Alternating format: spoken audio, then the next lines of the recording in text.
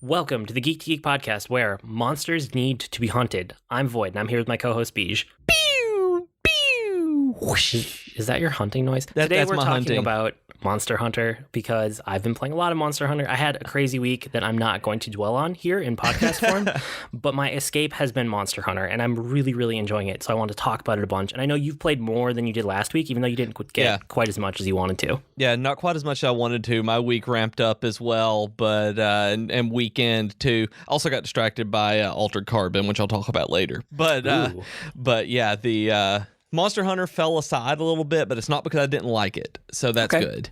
That's fine. I guess before we get into like the individual things to talk about, I wanted to talk about the general feelings from like a top level, because I finally feel like I get the loop of Monster Hunter after trying to play. I think this is the fourth Monster Hunter that I've bought or rented and attempted to get into. Holy cow. And I finally am, right? But I finally feel the satisfaction of that loop of like upgrading your armors and weapons because you hunted a monster that you got the parts from. And the fact that there's no real leveling up, I mean, there's a hunter rank, but a hunter rank is more representative of how much you've done. It's not actually like a level that gives you any stats.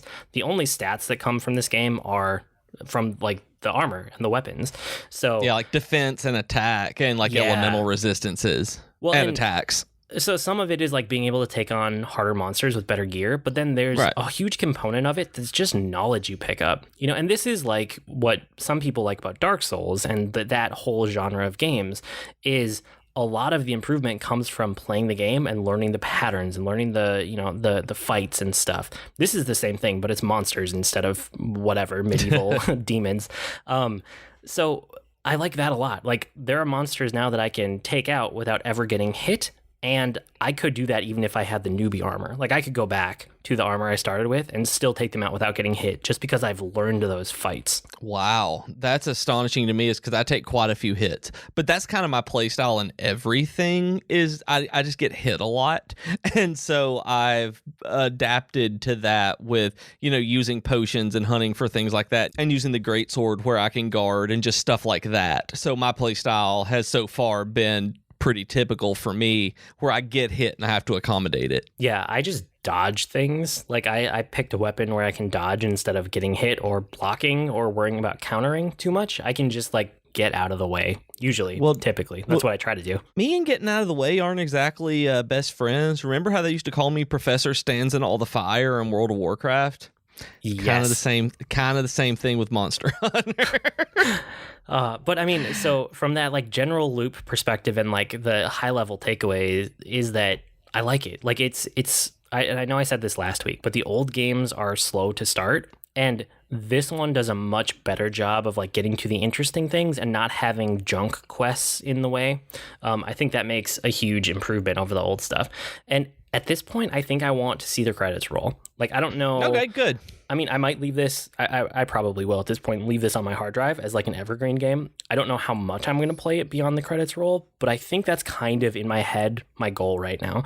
And I don't know if it will be once I hit high rank, which I'll talk about later. Like I'm right on, I guess where I am in the game is I'm right on the very end of low rank. And I think if I do one more quest, according to a couple friends, that will push me over into high rank, which changes the game in a bunch of ways. So How? I don't know if you're going to get to that later, but I don't know anything about that.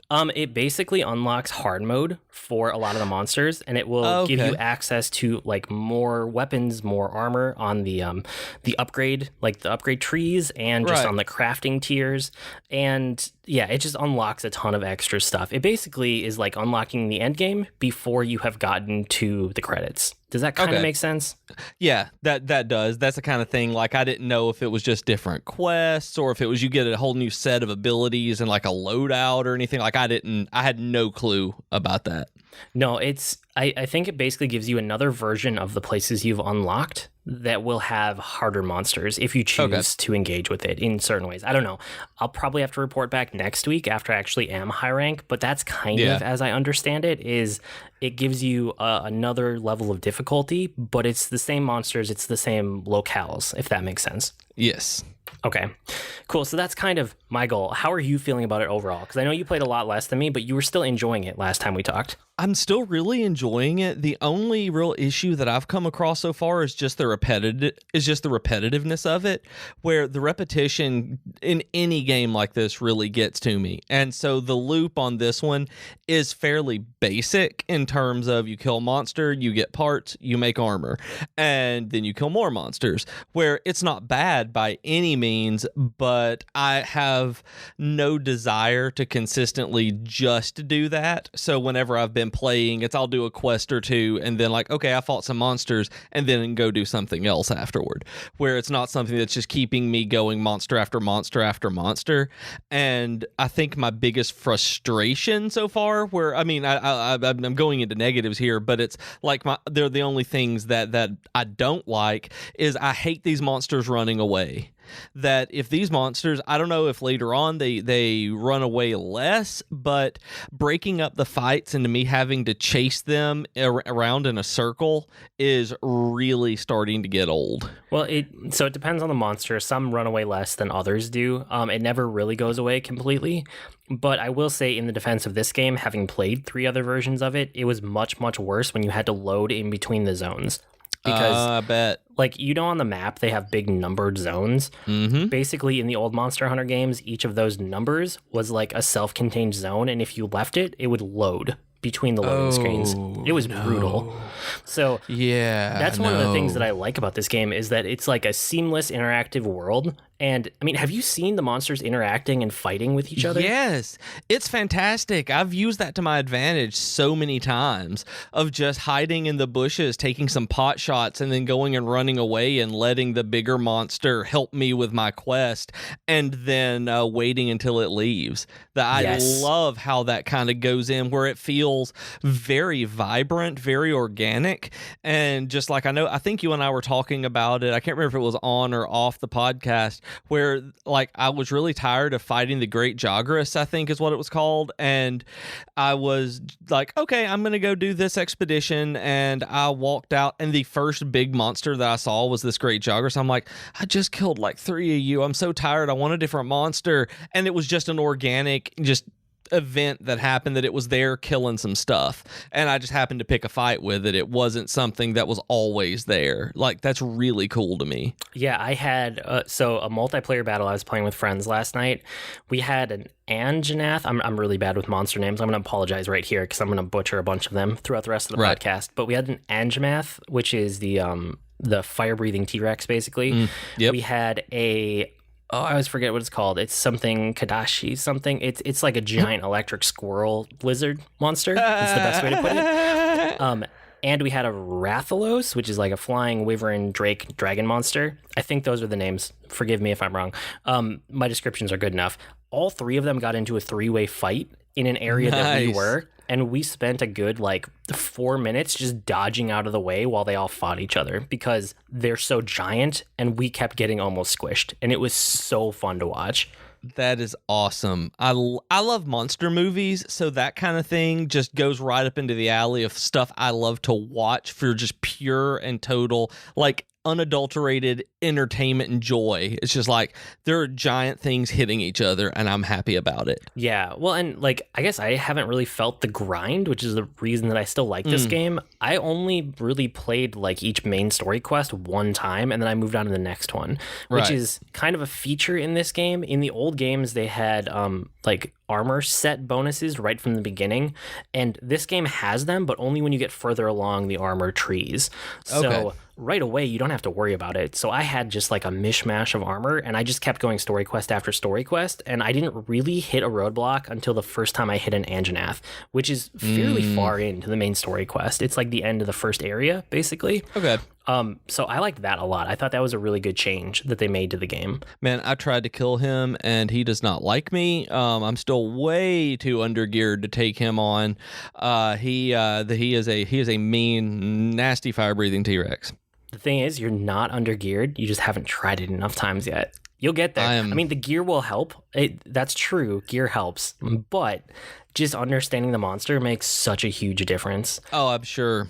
Yeah, I mean, I realized even when I died a couple of times, I realized that it was because of things I wasn't aware of with his hitbox and how I was dodging. That it wasn't that I was frustrated at him. Again, I can't remember if this was after we stopped recording last time, but it was a moment where I realized I could have done better, instead of getting mad that they had a wandering monster that was too hard to kill. It was just like, yes, yep, there's a lot of that feeling. I didn't dodge out of this. Along the lines of what you were saying about chasing the monster, I really like the scout flies in this game. The fact that you can set a waypoint and tell them, like, I'm going to track this monster, and they tell you the optimal path to get there. That didn't exist in any of the other games. Did you know that? No, I did not, because I've made use of that a whole bunch. Yeah, I mean, there are two features that I feel like are the killer features of this game that make it more accessible for me personally, and the scout flies are one of the two. In the old games, you had to like manually get out and again, I didn't play them very much, so if I'm slightly wrong, forgive me. But you had to like get out a paintball and throw it at the monster, and then it would kind of tell you where the monster was, but only for a limited amount of time. I really like the new system of like, if you find the tracks, if you find the monster, then the scout flies can always find it after that, as long as you're still loaded in the same map. That kind of wayfinding using waypoints is what makes modern games feel so much better than older games to me. Why it's hard to go back to earlier iterations, because it is actual quality of life stuff where it makes no difference in terms of gameplay really, but it just makes everything feel so much nicer. Yes, for sure. I guess the other killer feature, well, let me work towards it with another thing that I think is interesting in the game. With the monsters, they don't have health bars. So if you haven't played this game before, that's a huge adjustment to make. I think I went into the game knowing that because I have played like 3 others, even though I bounced off of them. And in the past games, I never liked that. There is a cool mechanic where you can like see them take damage. You can see like when you knock parts off of them.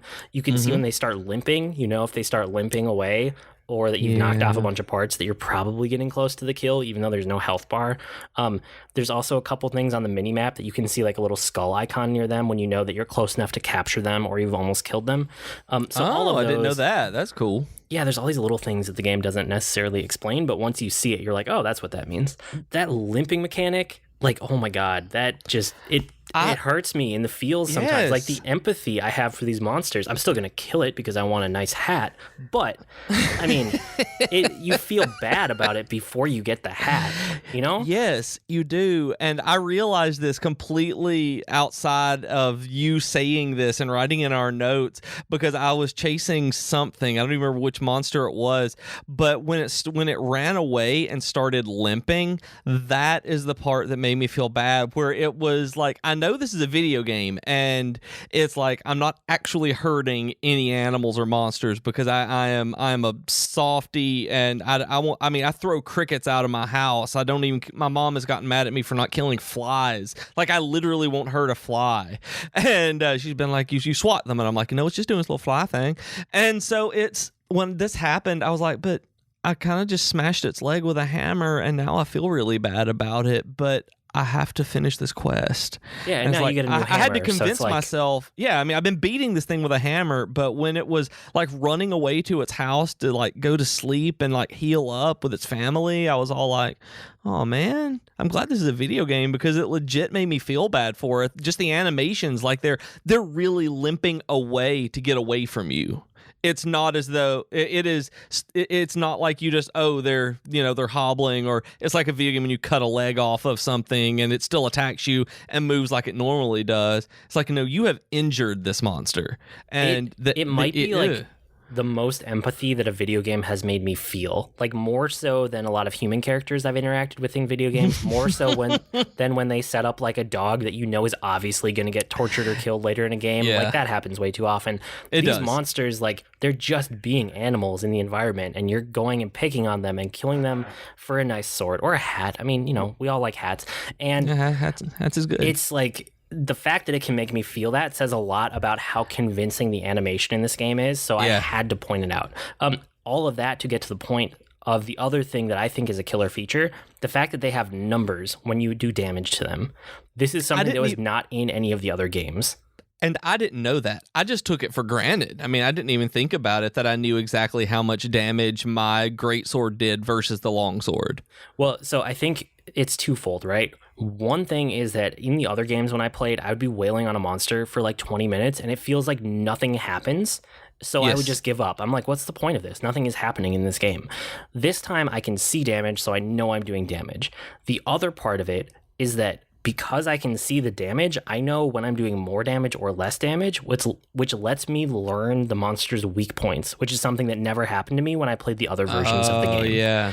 Like, think about all of the little gameplay elements that just that number over them when you deal damage can affect. Yeah. Oh yeah, I have completely changed how I attack them and just maneuver around them with my weapon and which parts of my combos I've used. Yep. Yeah, it's really fun. So a couple negative things, like it still needs better onboarding for sure. It's better. Yeah. It's the best of the series. It's still not good enough, and they need to improve that. And it has time limits. I'm never a fan of time limits in games. I've legitimately only hit a time limit once doing a main story quest, but it was still super frustrating. And they're usually like 50 or 60 minute time limits, so you very rarely ever have to worry about it. But just knowing it's there is kind of a little stressful.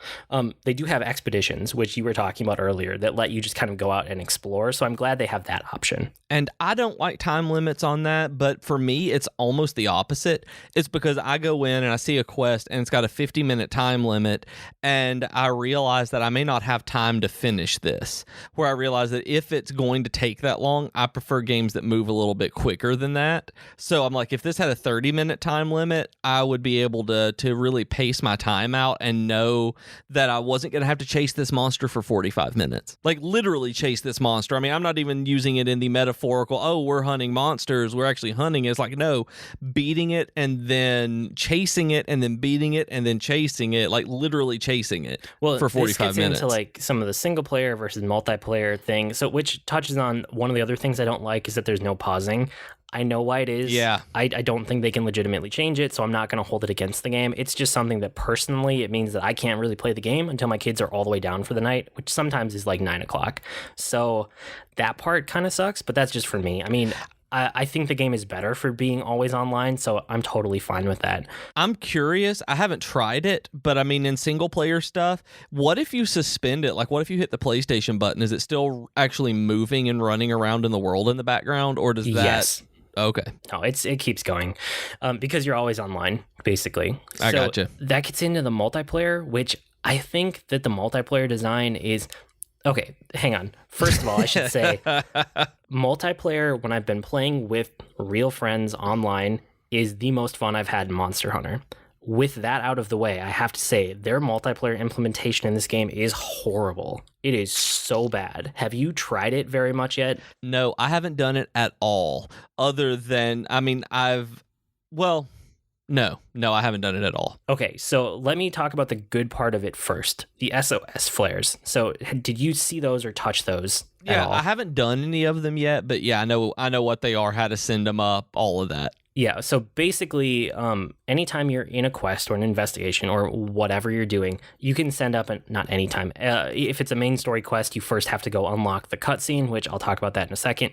But in general, you can send up an SOS flare, and anybody who joins in the first 10 minutes after you send it up or like start that quest will get the full rewards for that quest. So it really incentivizes players to just jump in with you and get full quest rewards and help you out. So grouping up with random people is easy because you just pop an SOS flare, or if you know what monster you're hunting and you want to help other people, there's a whole sub menu in the quest menu that you can go look for SOSs, and you can sort it by mission or you can sort it by monster you want to hunt. Like, there's a lot of good options there where you can instantly jump into a multiplayer game and know that you're helping someone and you're getting full rewards for it all at the same time. So that whole part is really cool. So if you haven't played with it much, you should seriously really do that. should. Yeah. So SOS and rando multiplayer is actually fairly strong. The implementation here, it's trying to play with friends that is just a disaster. Like, there are so many half leftover concepts from the fact that this game used to be a handheld game that you would sit in a physical location next to your friends to play it. Oh, okay. Have you seen what you have to do to get into multiplayer with friends? I find that multiplayer on consoles is kind of obnoxious anyway. So like I don't even like having to get in on Battlefront with people because it's way more awful than using Steam, or not Steam, but using Battle.net or anything like that, where you just hop in, you do things, where I'm already put off by it being on PS4 for multiplayer. So if it's even worse than that, I am astonished. Okay, so I don't mind console multiplayer as much as you, because usually you just jump into a party, and then if you're in the same game in a party, like your party leader can queue you up for whatever, you jump between all the different things together, right? Different menus, different quests, different instances, whatever. Like you have a party, it travels together. This is a core tenet of multiplayer on consoles, right? Okay. Yep. Yeah, that's not how it works in Monster Hunter. It's okay. So when you are playing online, when you're like in your hub or whatever, you are part of an online session that is up to 16 people. So if you want to be in that same session with your friends, you have to like go out of your way to find them or to join their session or to party up with them and then join a session together. But just because you're in the same session and just because you're in the same party does not have anything to do with whether you're on the same quest or hunting the same monster or doing the same objectives. After you do like the session part, it's probably better to join a squad, which is kind of their version of a guild. But even that doesn't really ensure anything. Like you can be in a squad and be in different instances. You can be in different sessions. You can be in different quests. There's no easy way to just jump into an active quest from one of your party members unless you already know it exists and they've set it up in a way that you can get into it with a password. The best way that we found to do it is to get on headset with your friends and then all get into the same session so you can kind of see when each other posts quests or posts whatever. And then make sure you're all ready verbally, right? Like check with people before you do anything.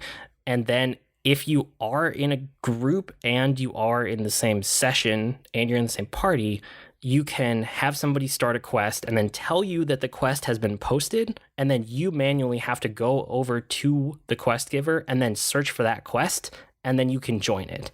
But if they opened it up so other people can join, you want to make sure your friend put a password on it so you don't get randos in the game with you. There are so many extra steps here. Like your party leader should be able to just hit one button, queue you all up for a quest, and just send you on the quest right away. Like that's how it should work. That's how it should work. That's how like everything since 1999 has worked. That's not how the game works. And then the other thing that's really annoying is if you're trying to help somebody with a story quest. So say I want to get a story quest done and you've already done it. Well, let's do it the other way because it's more true that way. This is true. So let's say you want to get a story quest done. I've already done it. Yes. What has to happen is you need to be the leader who posts the quest. So you go post the quest. You need to jump into the quest and start doing it. I can't join until you have gotten far enough in the quest to have viewed all of the pre-fight cutscenes. So most monsters, the first time you encounter them, you get a cool cutscene to like introduce you to the monster. Until you have seen that cutscene, you can't invite other players into your quest. So that means when you're doing story missions, there's no easy way to do the story campaign together with friends. You can only have somebody who's already beaten it come in and join you at a later date because I don't know why. I don't know why they chose to do that. It's just, it's horrible. This is so backwards. So the multiplayer sucks and Capcom needs to do better because it's a console game. It's not a local multiplayer handheld game, but when you do get into a quest with your friends, it is so much fun. Like it's so much fun. This is the most fun I've had in a multiplayer game in I don't even know how long, honestly. I can only imagine how awesome it is when you're playing with friends hunting the exact same like super hard monsters. Yeah. I mean, and just to see people using different weapons and you kind of, I mean, the monsters take a while to take down, right? You're usually fighting for like 20 to 40 minutes, maybe. It depends on how all out you go and what monster you're fighting. But there's time to talk while you're taking them on. So you're talking about strategy. You're talking about, oh, dodge or watch out for this. But you also start talking about things like, hey, I've never used that weapon. How does that weapon work that you're using? So I'm learning things about like the insect glaive or the Kinexect blade or whatever that I'm like, I think I want to try that out later. And last night, last night one of my friends picked up the charge blade because the other friend that was in the game with us had used it before. So he was basically acting as a coach while we were fighting the monster so that our other friend could like learn a new weapon. So that was really cool too. Great. Yeah, the charge blade looks really cool. I played with it for just a very short time and went back to the great sword, but the charge blade is really cool. Yeah, and I just like the longsword. I need to branch out a little bit, but I'm being very successful with the longsword, so I'm kind of hesitant to put any resources towards anything else at this point. I will eventually at some point. The other thing I want to do, so like multiplayer is a ton of fun. It's just hard to do, and it shouldn't be hard to do. It should be pretty frictionless. But I still like hunting monsters. I really like this game. I've probably put like 30-ish hours into this game, and I'm going to put more into it. I like this game way more than I thought I would. It was a big surprise for me how much I actually ended up latching onto this game. So the other thing I want to do really quick before we jump off the topic is just like a quick, not even Q&A, but almost like some resources that I found as I was getting into the game that helped me. So I guess first of all, do you understand how hunter rank works? Yes. The very basically, but like you had said earlier, it was getting access to more stuff, not necessarily leveling up. That as you complete things, you're basically just earning experience toward being a more higher ranked hunter, I guess. So there's two parts to it. You don't actually earn experience. It's entirely tied to the story quests. Well, until experience you hit a certain as point. in the actual you're earning experience, not experience points. Like you have experienced those things and are now able to move forward. What experience points represent? Yeah, the abstract, not the actual points. Right. So it's like how far you've made it in the story quest until you hit a certain hunter rank. I think it's like 20-ish, and then it's based on just like, I don't know, other stuff. But mostly it's how far you've made it in the story, especially when you start out. A good resource for learning weapons is there's a YouTube channel by a guy who calls himself Gaijin Hunter, and all of his stuff is so good. It's like the best resource online if you just want to watch videos about how to use a weapon or what this system in Monster Hunter does, because it doesn't explain all the systems well at all. Gaijin Hunter is a really good source. One of the things that's better this time around is they have in-game references for locations and monsters and resources. Like it marks stuff on your map. Nice. There's a whole research center. There's like a biologist guy that you can go to, and you keep leveling up your knowledge of the monsters, and you slowly learn like what parts come off of different areas of the monster, which areas are weakest to which types of weapons, things like that. And all of that unlocks in-game, which is a huge improvement from before. There's stuff about capturing monsters. Do you know how capturing monsters work? Because I felt like it was never actually explained. I have you mentioned it earlier, and I figured we would get to it later on, but no, I have no clue. So capturing monsters starts out the same way as killing monsters. You have to get them weak. You basically have to wait till they start limping, and they try to run away usually. Sometimes they just go and they lay down in a nest. Either way, you have to lay down a trap so that there's like a shock trap and there's a fall or like a pit trap, something like that. Okay. So you have to use a trap to trap them, and then while they are in the trap, which only lasts for like 15 seconds, maybe 20 if you're lucky, you have to go over and pull out trank bombs, which hopefully you remember to pack trank bombs, and throw them at the face, and you have to get like 3 direct hits to the face, and if you do that, the monster will go unconscious, and instead of getting a kill, you'll get a capture. And you don't get to like carve it like you do at the end of a kill, but instead you get a bunch of extra resources at the end of the mission. Okay. So what benefit is capturing versus killing in terms of those resources? Like what? It's different resources, and also you usually get more resources if you do a capture instead of a kill, because it's a little bit more complicated. Does it come back in any way other than that? Are you able to like build an army of monsters or have them as pets like a hunter in World of Warcraft or anything? No, you get to go look at it in the home base and laugh at it because you captured it, but that's about it. And only temporarily. That's almost as mean as like it limping away and you go in and beating. It's like, oh, I'll put you in a cage. Yeah. Stupid dinosaur. Okay. So one of the other details that I found confusing that I still need to figure out is like food And cooking between quests, I know you should always eat before you go out on a quest because they give you big bonuses. So do that. But I don't actually know the system. I need to learn it better. But just there's my pro tip: eat before you go on a quest. It helps. Like Zelda's was fun. Breath of the Wild had cooking and eating where I felt compelled to do it, that it was interesting. And this one is just like I'm going through a menu and I'm having these kitty cats cook me some fish and then I go away. It's like it's an arbitrary step to get a bonus that's not interesting yet. I hope it gets interesting. The only thing that gets more interesting are the cat cooking animations, the palicos. Those are pretty sweet. But no, the system never really changes at all. So and you can, and if you guys are waiting, one of the things talking about resources, you can press the start button or whatever the start button is called on the PS4. Is it options? I think the one on the right, that's the start button and always will be. It skips cutscenes like that. So if you're watching, making armor over and over again, you can skip the initial cutscene through stuff like that in the hub. I can't remember the name of the town, but you in the hub. You don't want to skip the cat cooking cutscene because it's awesome every single time.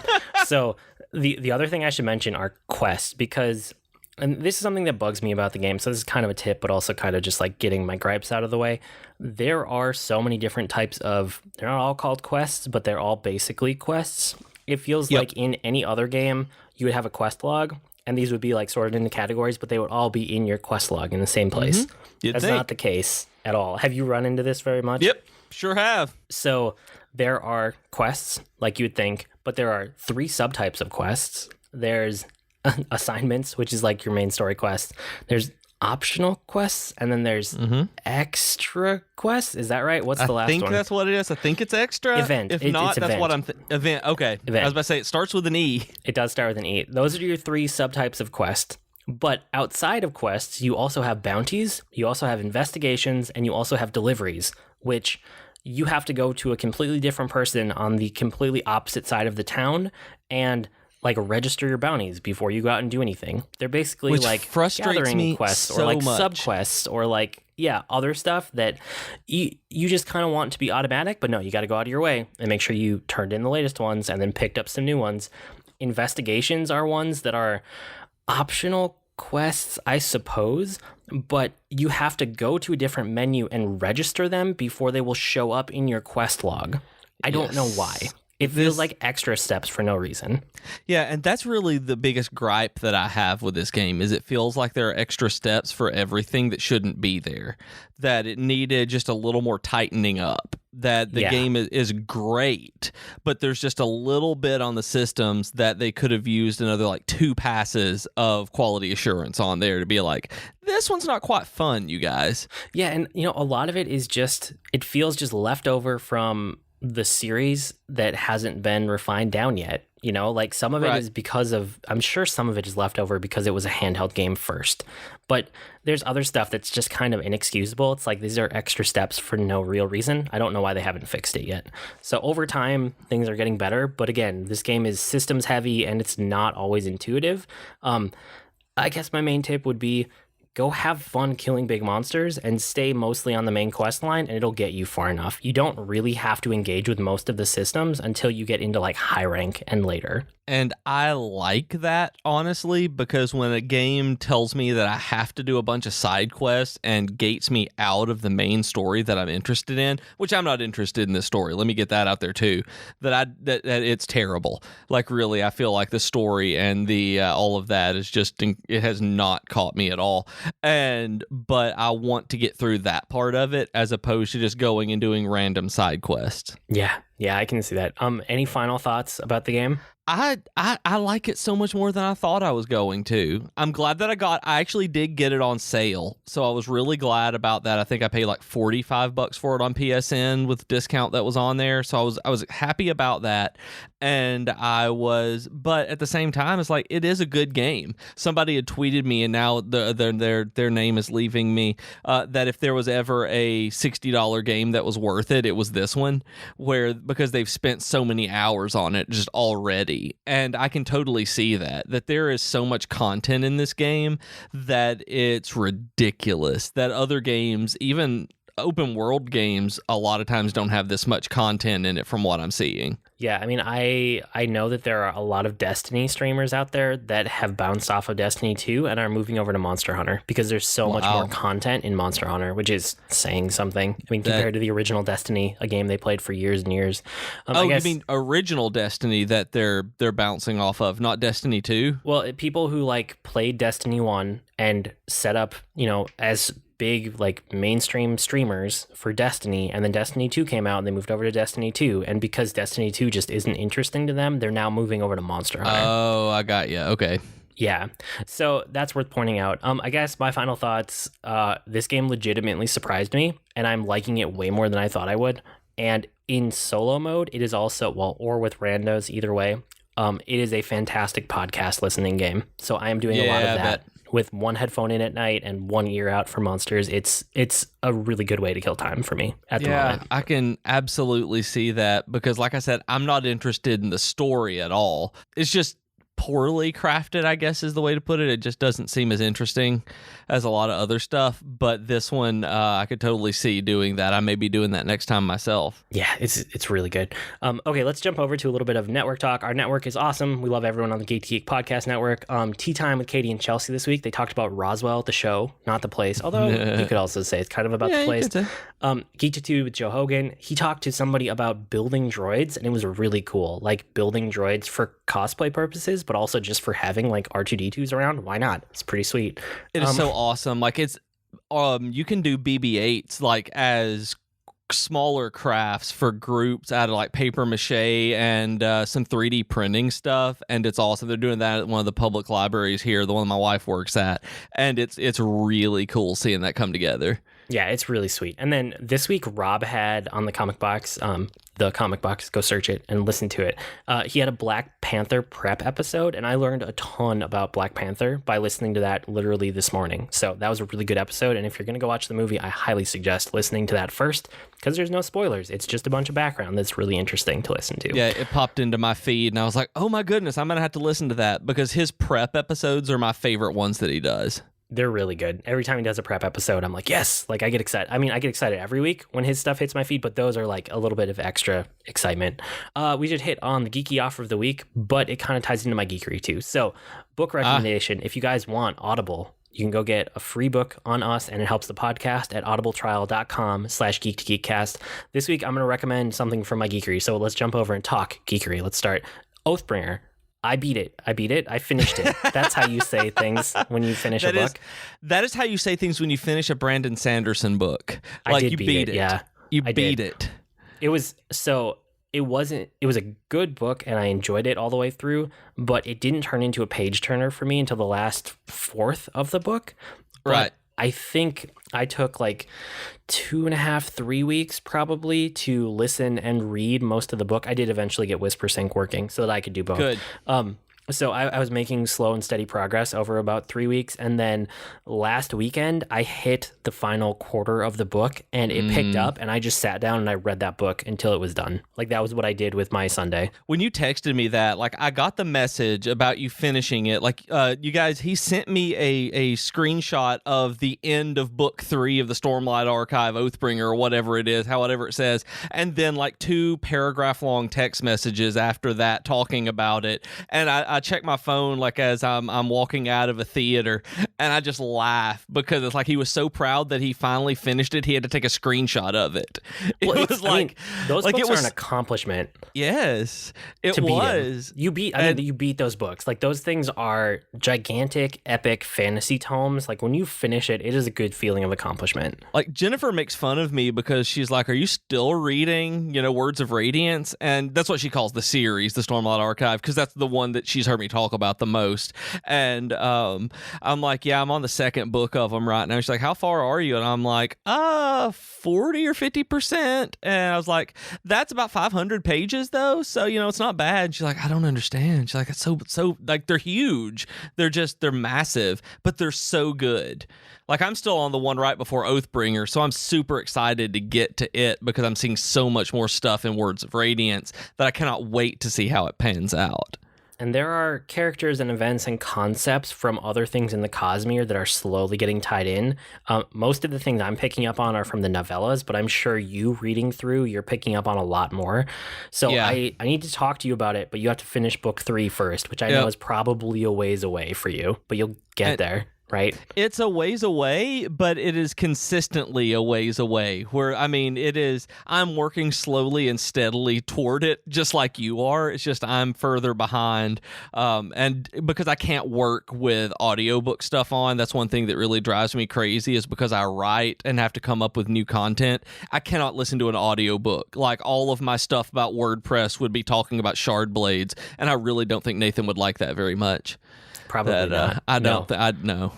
But okay, I jumped ahead in Geekery. What do you have for this week?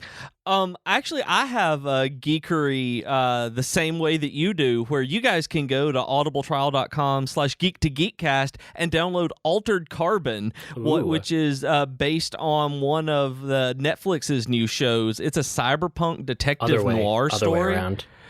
What did I say? You said it was based on a Netflix show. Oh, no. Okay. Yeah, it is. I'm not cutting any of that out. We're still recording. Everyone's hearing all of this now. That's fair. Where it's one of my favorite audiobooks, and it is absolutely fantastic. It's detective noir cyberpunk. It's great, and this book is phenomenal. And just for the record, the show is based on the book. And the show is based on the book, yes. There you go. I've listened to these audiobooks. It's a trilogy, and I've listened to these audiobooks probably 6 or 7 times a piece. Like, they're great, and the narrator is just brilliant. And the third narrator, I've never listened to all of the third book because they change narrators and they mispronounce the main character's name. His name is Takashi Kovacs, or in the show they're calling him Takeshi Kovacs. But there's a part in the first book where he's talking about how his name is hard to pronounce, and he goes through and it's explicitly, like, phonetically says, "This is how you say my name." And in the third book, the narrator kept calling him Takeshi Kovacs. And one of the things that there's a running joke throughout the books that he gets mad at people when they call him Kovacs, and the narrator does it all the time. And I'm like, yeah, I'm not doing this. I'm not listening to this. Like, they put so low production values on that third one. But that said, like, I nerd out on all of this stuff because I love this series so much.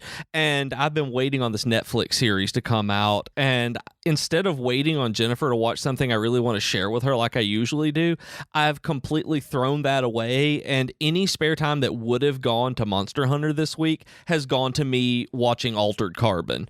And I'm halfway through the series right now. It's a 10-episode season, and it's brilliant. Like, they have done such a good job on casting and getting everything put together, where this is one of the few adaptations of a book that I'm sitting there, look like Jennifer will be in the room not knowing what's going on because she's missed like an episode and a half, and I'm just like, this is what Takashi Kovacs does. Like, they cast him perfectly. Like, when I think about the way stuff looks and the way that they show it in the show is exactly that. Like, they have the tone of this where it is this dark noir melodrama that, as at Omnipotent Seal on Twitter, one of my oldest Twitter buddies, said that it's this, but it knows it's that, so it's not taking itself so seriously. It's like you watch it and it knows exactly how ridiculously noir it is, and it just leans in, where it passes over that boundary of where you roll your eyes and be like, oh my goodness, how do you take yourself so seriously all the time, into, yeah, I go with this. I'm going, you're good. And it's one of the best TV shows I've seen in so long, because they did not ruin a property that I was so excited for, that it really did, like, and they didn't ruin the adaptation of it, because you can't ruin the original text, but they only enhanced everything for me. And because it's first person, you get a lot more into other characters, and you see other aspects of the world that you can't get from a first person detective novel. Like, I'm all in, if you can't tell. So I really want you to watch this, because I know you like cyberpunk stuff too, and I just want to, before you start it, to know that it's a serious noir that doesn't take itself seriously. And I think watching it, you'll know what that means. Yeah, I mean, mean, I have read the book and I liked it. Oh, have you? Okay. Yeah. Okay, good. I didn't actually think you had read the book. I've read Altered Carbon. I don't know when. It's been a while. It wasn't recent, but I did read it and I remember liking it. I'm sure the events would come back as I start to watch the show. Off the top of my head, I don't remember a ton about it, but I remember that it was good, and then I'm glad I read it. I didn't realize it was a trilogy, so that's news to me. Yeah. But yeah, besides that, like it's on my list. I will get around to watching it. It's just a matter of when. Yeah, understandable. That's kind of the way I've been with a lot of stuff. And this one, I didn't even know it was out. That Netflix didn't actually advertise. I usually get emails about new stuff or see it. Somebody was talking about it on Twitter, and I was like, "Is this out?" And they're like, "Yeah." And I'm like, "Oh my god!" And I literally went right then, loaded up on Netflix, and stopped what I was doing. I've been so excited for this. Cool. I like the other thing you did this week too. You got to talk about it because I've seen them on Twitter coming through. So I'm training for this half marathon, and I hit the halfway point of my training this past week on Wednesday. It was the dead point, dead middle.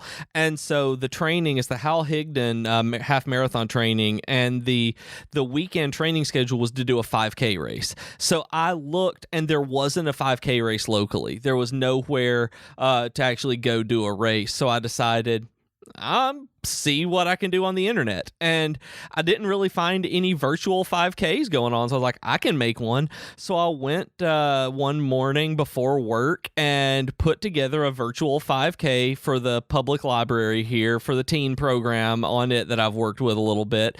And anybody who donated, I called it BJ's last minute $5 virtual 5K for literacy, and made these really awful MS Paint banners for it, and like this really awful MS Paint race bib people could download, and promised everybody who signed up for it and finished and sent me their time and distance that I would make for them a really terrible finisher certificate that would make them a masterpiece of a finisher certificate on out of Microsoft Paint.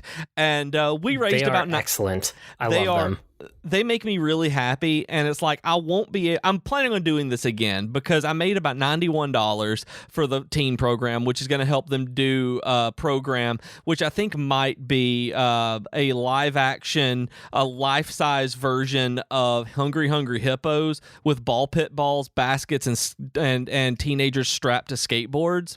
That might be what this money goes toward. So I'm really excited about that, and because that's ridiculous after I saw the video of it. And but I'm planning on doing this stuff again to help support the library and these kids, and probably for youth services and the little kids next time.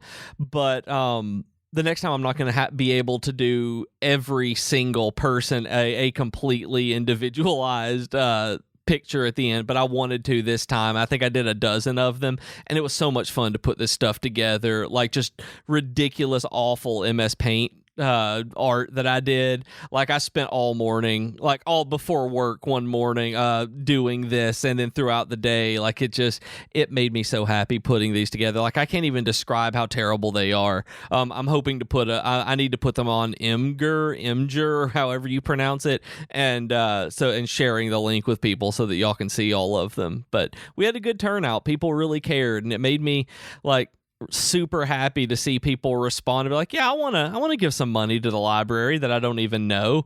I mean, it was awesome. Cool. I'm glad it worked out. I really like seeing them come across the Twitter feed as you've been sending them out to people. I'll have to send you the entire, like I said, I have about a dozen of them, so I need to send you some of them because they're good. Yeah, for sure. Like I said, I had a hard week for a bunch of reasons that I don't want to get into, but I mostly played Monster Hunter, so I don't have a ton of other geekery. I have still been playing Fire Emblem Heroes, like I play literally every day. And I just wanted to mention it again because right now is their 1-year anniversary event. So if you've never jumped in, now is actually a really good time because I think for logging in, all you have to do is like log in once and you get like 50 orbs, which is a ton of in-game currency. Oh, wow. Yeah. And then they have daily quests right now too, more so than they normally do. So there's like daily events going on where you can just get tons and tons of orbs over the course of the whole thing.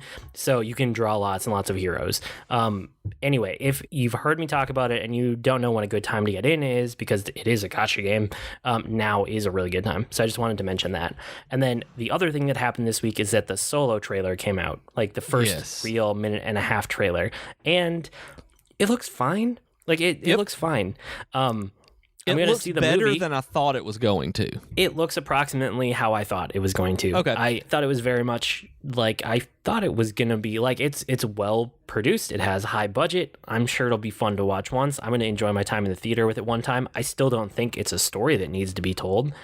No, but it doesn't. Like, it's a movie that I'm going to have fun with at least once, for sure. They Jennifer put it like it was a paint by numbers Star Wars movie, and that's really accurate, I think, where it looks better than I expected it to, because I thought they were going to go like Rogue One full on gritty, and they didn't. So I appreciate that, where it still looks like a Star Wars movie, but it doesn't look like just like in that same era of not pre-Empire, obviously, but pre-Episode 4 that I was expecting to look kind of dirty. You can tell it's in that transition period. And so I really like the aesthetic they went with because it's different than I expected. I guess I thought that it was going to basically be what it is. I haven't seen anything yet that is surprising. The only thing that looks slightly more interesting than I thought it was going to be is Lando with Donald Glover. I love Donald I'm really Glover. bad with actor names. But after seeing the trailer, I'm kind of more interested in him and that character than I am in anything else that the trailer showed at all. But it looks like the kind of movie that I thought they were going to make, so I'm not really surprised in general. And I'm right there with you. I mean, it's the movie that they're going to make. We knew it was going to be. And Donald Glover has always been the draw for me because I love him. And the one other thing that really caught my attention, I don't know if you saw it, I'm sure you did, was that the inside of the Falcon is clean and pristine and white and sleek. And it's not dirty and roughed up and a piece of garbage yet. So I'm really excited to see what the rest of the Falcon looks like. Yeah, I want to see Han beat this thing to death. Like, that's something that's really exciting to me, is seeing it get destroyed and get to be the Falcon that we know. And so I really like that it's a new ship and that he didn't win a junker from Lando. That Lando being this who he is, that he had a pristine Millennium Falcon that wasn't always a piece of garbage. Yeah, I mean, it's probably the story of him winning the Falcon also from Lando. Oh, I'm sure, yeah. And him being a friend with Chewie and a bunch of other stuff that's going to be extremely predictable. And, he's going to learn the value of friendship. I know he is. He's probably going to do a heist, too. You're right. It's a paint by numbers Star Wars movie. I hope I'm wrong. I hope I'm surprised. But I haven't seen anything that makes me think it's anything but that. The only thing that I don't really like about the fact that this Falcon is so pristine is that and this is just because of how much I got into the old Star Wars, like Legends universe that doesn't exist anymore. The Falcon is supposed to be like really, really old. And this makes it look like it's not all that old. It makes it look like it's new-ish by the time that Han is in his 20s or 30s. So yeah, I don't know. I don't know how I feel about that. But that's just a side thing. In general, it looks like a movie that I am going to enjoy at least one time. That's basically my reaction. Yeah, and even since we've talked about this since Rogue One came out, like, I've looked more forward to Solo than I did Rogue One, and that this one may be more my kind of movie than Rogue One was, and Rogue One is more your kind of movie than this one may be. So I'm not surprised that I feel slightly more positive about this one than you do, but which actually also surprises me that I do, based on how little I like Rogue One. Well, I don't feel negative about it. I feel very neutral about it. Like the same way that I feel like a lot of the Marvel movies, I suppose. Like, I want to watch that. I want to see it when it comes out. I feel a little bit more strongly because it's Star Wars, so it's not just, hey, I want to see that. It's I want to see that on the first day in the theater. But beyond that, it's not how I feel going into a saga movie, or like Rogue One. I kind of felt the same way with, like, this is a movie that I'm going to revisit over the years and get more and more out of and really become attached to as part of the Star Wars legacy. This is a movie that I want to see, but it's not a movie that I need to exist in the world. I don't feel like it's going to add a ton to the universe. That's fair. Yeah. Okay, so not to end just on a kind of note, but then let's end it on another note then. They announced today, as of this recording, that they have given the Game of Thrones people, I can't remember their names, a new Star Wars series as well. Have you read that? No, they did. That's too much news right now. Yes, I know. I just wanted to let you know. No, there's that's how I feel about it as well. To be fair, that's how I feel about it. But they did announce that today, so I wanted to get your initial reaction on it since we hadn't texted about that today, and that's perfect. That's the reaction I needed to get. Have you seen the other series that they got green? No, okay, no, that's too big of a discussion. We're done. You can write to us with comments, suggestions, or feedback. Our email address is geek2geekcast@gmail.com or reach us on Twitter @geek2geekcast. We also have longer discussion threads on our subreddit at reddit.com/r/geek2geekcast. And we're on Slack too, so go to slack.geek2geekcast.com for an invite and kill part of your workday with us. And remember that we're also part of a podcast network like we mentioned earlier, so head over to geek2geekcast.com to see if any of the other shows need to fill up your podcast feed. I blog at agreenmushroom.com, and you can find me at grnmushroom. That's green mushroom without the E's on Twitter. And I'm on Twitter as @Professor Beej. That's Beej with 2 E's. And I'm now vlogging at runningshoes.tv. We've been Void and Beej with your Geek to Geek podcast. That'll do it for this week. See you next week, geeks. Bye, geeks.